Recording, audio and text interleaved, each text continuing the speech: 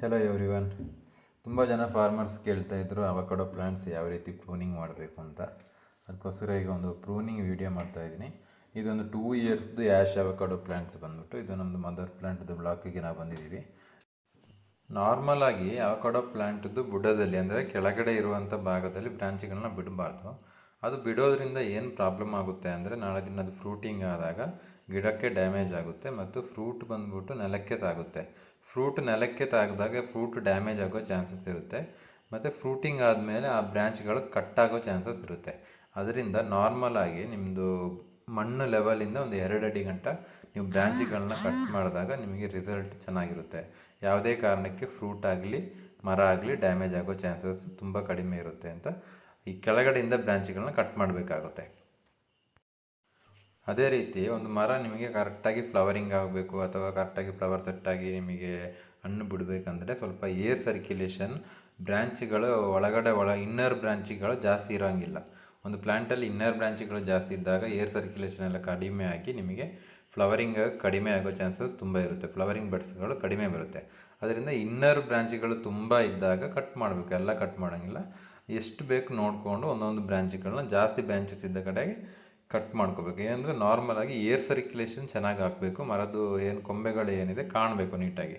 ಆ ಥರ ಇದ್ದಾಗ ನಿಮಗೆ ಪ್ಲ್ಯಾಂಟ್ ಒಳ್ಳೆ ಹೀಲ್ಡ್ ಬರೋ ಅಂಥ ಚಾನ್ಸಸ್ ತುಂಬ ಇರುತ್ತೆ. ಅದೇ ರೀತಿ ಈ ಥರ ಇನ್ನರ್ ಬ್ರ್ಯಾಂಚ್ಗಳನ್ನ ಕಟ್ ಮಾಡೋದ್ರಿಂದ ಪ್ಲ್ಯಾಂಟ್ ತುಂಬ ಬುಷಿಯಾಗಿ ಬೆಳೆಯುತ್ತೆ. ಪ್ಲ್ಯಾಂಟ್ ಯಾವತ್ತಿದ್ರೂ ಗ್ರಾಫ್ಟ್ ಮಾಡಿರೋ ಗಿಡಗಳು ಯಾವತ್ತಿದ್ರೂ ಬುಷಿ ಥರ ಬೆಳೆದಾಗ ನಿಮಗೆ ಒಳ್ಳೆ ಹೀಲ್ಡಿಂಗ್ ತಗೋಬೋದು ಮತ್ತು ಮೇಂಟೆನೆನ್ಸ್ ಈಸಿ ಆಗುತ್ತೆ. ಯಾವುದೇ ಕಾರಣಕ್ಕೂ ನಿಮಗೆ ಈ ಥರ ಹಾರ್ವೆಸ್ಟಿಂಗ್ ಆಗಲಿ ಯಾವುದೇ ರೀತಿಯಲ್ಲಿ ತೊಂದರೆ ಆಗಲ್ಲ. ಅದೇ ರೀತಿ ನೀವು ಟಾಪ್ ಬ್ರ್ಯಾಂಚ್ಗಳನ್ನ ಕಟ್ ಮಾಡಬೇಕಾಗುತ್ತೆ. ಟಾಪ್ ಬ್ರ್ಯಾಂಚ್ಗಳನ್ನ ಹೆಂಗೆ ಕಟ್ ಮಾಡಬೇಕು ಅಂದರೆ ಒಂದು 7 ಫೀಟಿಗೆ ಒಂದು ನ್ಯೂಟ್ರಲ್ ಮಾಡಬೇಕು. ಸ್ಟಾರ್ಟಿಂಗಲ್ಲಿ ಒಂದು ಸೆಕೆಂಡ್ ಇಯರಿಗೆ ಒಂದು ಥರ್ಡ್ ಇಯರಿಗೆ ಒಂದು 7 ಫೀಟಿಗೆ ನ್ಯೂಟ್ರಲ್ ಮಾಡಿಟ್ಟರೆ ನಿಮಗೆ ಒಂದು 10 ಇಯರ್ಸೆಲ್ಲ ಆಗೋತ್ತಿಗೆ ಗಿಡ ಬಂದ್ಬಿಟ್ಟು ನೀಟಾಗಿ ಒಂದು 10 to 12 ಫೀಟ್ ಗ್ರೋತಲ್ಲಿ ನಿಲ್ಲುತ್ತೆ. ಮ್ಯಾಕ್ಸಿಮಮ್ ಆದ್ರೂ ಒಂದು 15 ಫೀಟ್ ಮ್ಯಾಕ್ಸಿಮಮ್ ಗ್ರೋತಲ್ಲಿ ನೀವು ನಿಲ್ಲಿಸಬೇಕು. ಈ ಥರ ಟಾಪ್ ಬ್ರ್ಯಾಂಚ್ಗಳನ್ನ ಎಲ್ಲ ಕಟ್ ಮಾಡಿದಾಗ ನಿಮಗೆ ತುಂಬ ಬುಷಿಯಾಗಿ ಬೆಳೆಯುವಂಥ ಚಾನ್ಸಸ್ ತುಂಬ ಇರುತ್ತೆ. ಅದರಿಂದಾಗಿ ಟಾಪ್ನ ನೀವು ಕಟ್ ಮಾಡೋದು ತುಂಬ ಒಳ್ಳೆಯದು. ಟಾಪ್ ಕಟ್ ಆದಮೇಲೆ ಒಂದು ಬೋರ್ಡೋ ಪೇಸ್ಟ್ ಹಾಕೋದು ಒಳ್ಳೆಯದು. ಬೋರ್ಡೋ ಪೇಸ್ಟ್ ಹಾಕೋದ್ರಿಂದ ಗಿಡಕ್ಕೆ ಯಾವುದೇ ರೀತಿಯಾಗಿ ಡ್ಯಾಮೇಜ್ ಆಗೋಲ್ಲ. ಡ್ಯಾಮೇಜ್ ಆಗೋ ಚಾನ್ಸಸ್ ಕಮ್ಮಿ ಇರುತ್ತೆ. ಇವಾಗ ನೋಡಿ ಕಂಪ್ಲೀಟ್ ಈ ಮರ ಯಾವ ರೀತಿ ಆಗಿದೆ ಅಂದರೆ ಕಂಪ್ಲೀಟ್ ಇದು ಪ್ರೂನಿಂಗ್ ಆಗಿದೆ. ಹೆಂಗೆ ಇನ್ನರ್ ಬ್ರ್ಯಾಂಚ್ಗಳೆಲ್ಲ ನೀಟಾಗಿ ಕಾಣಿಸ್ತಾ ಇದೆ. ನಿಮಗೆ ಕೆಳಗಡೆನೂ ಅಷ್ಟೇ ನಿಮಗೆ ನೀಟಾಗಿ ಕಟ್ಟಿಂಗ್ ಆಗಿದೆ.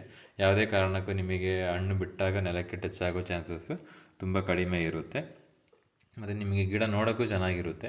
ಈಲ್ಡಿಂಗ್ ಆಗುತ್ತೆ. ಯಾವುದೇ ಕಾರಣಕ್ಕೂ ನಿಮಗೆ ವೇರಿಯೇಷನಲ್ಲಿ ಆಗಲ್ಲ. ಬ್ರ್ಯಾಂಚ್ಗಳು ತುಂಬ ಬುಷಿಯಾಗೂ ಬರುತ್ತೆ ಇನ್ ಫ್ಯೂಚರಲ್ಲಿ. ಇದೇ ರೀತಿ ನಾವು ಅವಕಾಡೋ ಪ್ಲಾಂಟೇಷನ್ಗೆ ಸಂಬಂಧಿಸಿದಂತೆ ಹೆಚ್ಚಿನ ವಿಡಿಯೋಗಳನ್ನ ನಮ್ಮ ಚಾನಲಲ್ಲಿ ಅಪ್ಡೇಟ್ ಮಾಡ್ತಾಯಿದ್ದೀವಿ. ಫಾರ್ಮರ್ಸ್ಗಳು ನಾವು ಕೊಡುವಂಥ ಗೈಡ್ಲೈನ್ಸ್ನ ಕರೆಕ್ಟಾಗಿ ಫಾಲೋ ಮಾಡೋದ್ರಿಂದ ಅವಕಾಡೋ ಫಾರ್ಮಿಂಗಲ್ಲಿ ಸಕ್ಸಸ್ ಆಗ್ಬೋದು. ಯಾಕಂದರೆ ಫಾರ್ಮರ್ಗಳಿಗೆಲ್ಲ ಅವಕಾಡೋ ಫಾರ್ಮಿಂಗ್ ಹೊಸದಾಗಿರೋದ್ರಿಂದ ತುಂಬ ಕಷ್ಟಪಡ್ತಾ ಇದ್ದಾರೆ. ಅದೇ ರೀತಿ ನಮ್ಮದು ಎಲ್ಲ ವೀಡಿಯೋಗಳನ್ನ ನೀವು ನೋಡಬೇಕು ಅಂದರೆ ನಮ್ಮದು ಯೂಟ್ಯೂಬ್ ಚಾನಲ್ ಸಬ್ಸ್ಕ್ರೈಬ್ ಮಾಡಿಕೊಂಡು ನೋಡ್ಕೊಳ್ಳಿ. ಆಗ ನಾವು ಹಾಕುವಂಥ ಎಲ್ಲ ಗೈಡ್ಲೈನ್ಸ್ ಅಥವಾ ಟಿಪ್ಸ್ ಆಗಲಿ ನಿಮಗೆ ಬೇಗ ಸಿಗುತ್ತೆ. Thank you.